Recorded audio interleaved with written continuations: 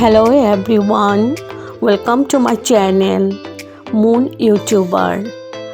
আজকে আমি বানাতে চলেছি সয়াবিনের মুইঠা। তো আলু দিয়ে মুইঠার ঝোল কিভাবে আমি বানাবো পুরো প্রসেসটা তোমাদের সাথে শেয়ার করব। সাথে থেকো, পাশে থেকো। এই নিরামিষ দিনে খুব সহজে বানিয়ে ফেলতে পারবেন সয়াবিনের মুইঠা, একটা অন্যরকম রেসিপি। তো চলো শুরু করে দিই। এখানে আমি সয়াবিনগুলো ভালো করে সেদ্ধ করে ঠান্ডা জলে ধুয়ে চিপে চিপে নিয়েছি, আর একদম ড্রাই করে নিয়েছি, মানে একদম শুকনো ভালো করে চিপে নিয়েছি। তারপরে এগুলো মিক্সিতে আমি পেস্ট করে নিয়েছি, আর পেস্টটা একটু রাফ পেস্ট হবে, পুরো ফাইন পেস্ট করব না। আর ওটাতে দিয়ে দিলাম আদা বাটা, দিয়ে দিলাম নুন পরিমাণ মতো, হলুদ দিয়ে দিলাম,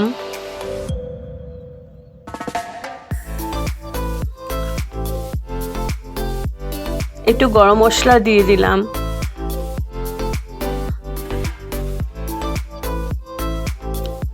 কাশ্মীরি মির্চ পাউডার দিয়ে দিলাম, জিরে পাউডার, আর দিয়ে দিচ্ছি বেসন। এখানে আমি 2-3 চামচের মতো দিয়েছি। তো পুরোটাই আমি মাখাবো, তো মাখাতে যতটা বেসন লাগবে দিতে হবে। আর দিয়ে দিলাম আলু সেদ্ধ।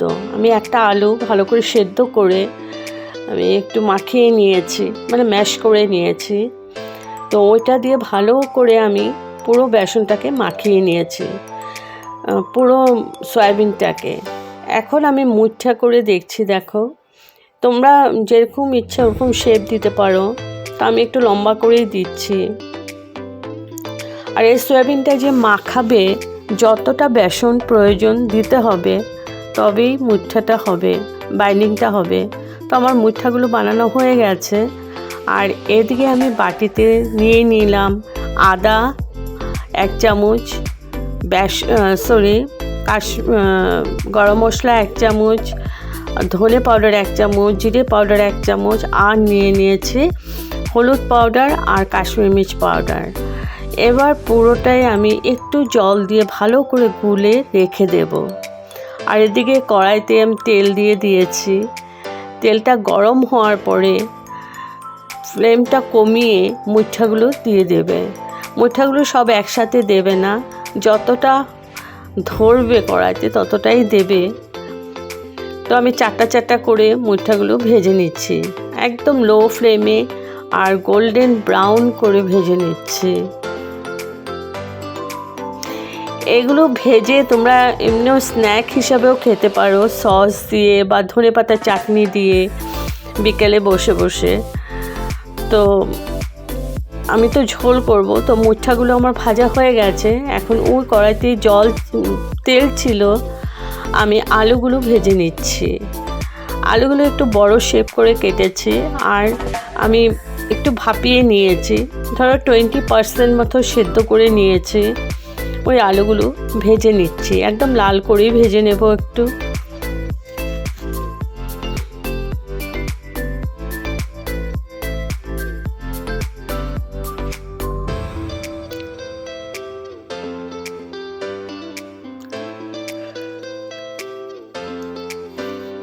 তো আমার আলুগুলো ভাজা হয়ে গেছে, এখন আমি তুলে নিচ্ছি।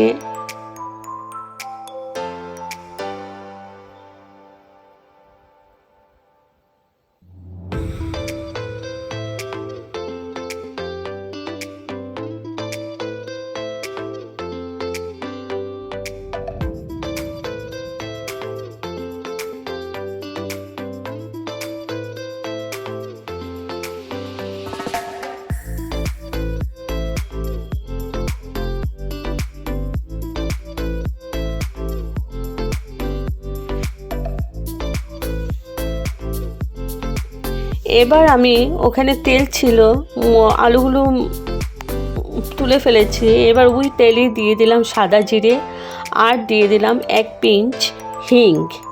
তো ওইটা ভেজে আমি দিয়ে দিলাম টমেটো আমি 2টো টমেটো কুচি করে নিয়েছি, টমেটো দিয়ে দিলাম একটু নুন যাতে টমেটোটা গলে যায়।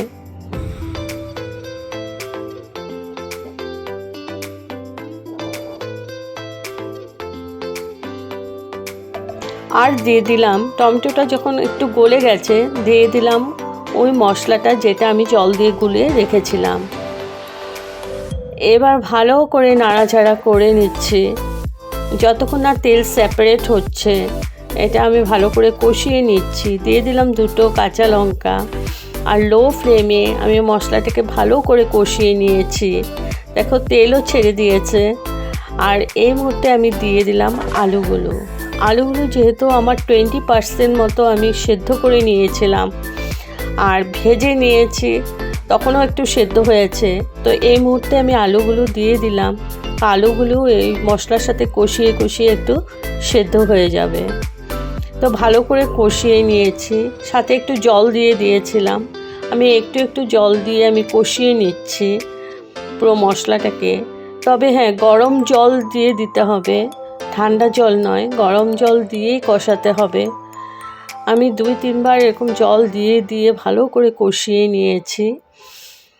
এবার আমি দিয়ে দিলাম গ্রেভির জন্য একটু জল আর দিয়ে দিলাম নুন পরিমাণ মতো।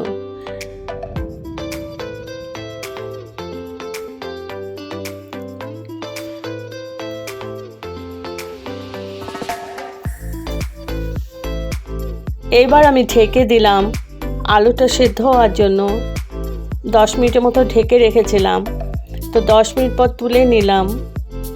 দেখো গ্রেভির কালারটা কত সুন্দর এসছে।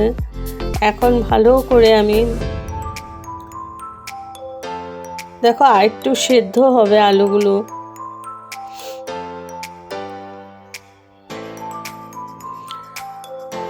এখন আমি দিয়ে দিলাম মুইঠাগুলো, যেগুলো ভেজে রেখেছিলাম মুইঠাগুলো দিয়ে দিলাম। এবার মুইঠাগুলো দিয়ে আমি একটু নাড়িয়ে দিলাম যাতে ঝোলের সাথে মিশে যায়।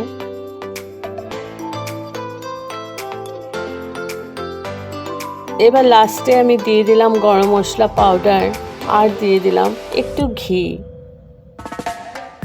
ভীষণই সুস্বাদু একটা রান্না।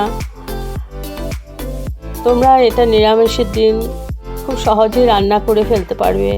অনেকে তো সয়াবিন খেতে পছন্দ করে না, কিন্তু এইভাবে রান্নালে সবাই চেটেপুটে খাবে। এখন আমি ঢেকে স্ট্যান্ডিং টাইমের জন্য রেখে দিলাম। তো আমার রেডি টু সার্ভ।